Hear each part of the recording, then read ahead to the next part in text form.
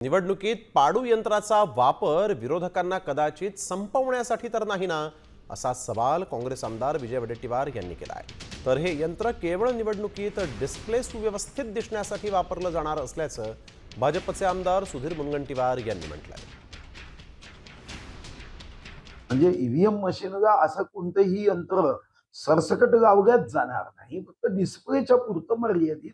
ज्याला आपण म्हणू की एखाद्या ठिकाणी असा आक्षेप आला तर ट्रायल म्हणून सर्व पक्षाच्या तेथील प्रतिनिधींना विश्वासात घेऊन मगच याचा उपयोग होणार असल्याने याबद्दल काहीही गैरसमज कोणीही करून घेऊ नये। जे पाडू नावाचं यंत्र आहे, पाडू, पण हे यंत्र जर बसवलं जात असेल तर त्या यंत्राचा वापर विरोधकांना संपवण्यासाठी होत आहे, विरोधकांची मतं चोरण्यासाठी होणार आहे, विरोधकांची मतं फिरवण्यासाठी होणार आहे।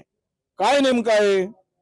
आणि जर आमचं समाधान झालं नाही तर या यंत्र बसवले तिथे तिथे आम्हाला विरोध प्रदर्शन करावं लागेल। आम्ही विरोध करू, रस्त्यावर उतरू आणि उद्या या निवडणुका स्वच्छ वातावरणात झाल्या पाहिजेत, ही आमची भूमिका राहील।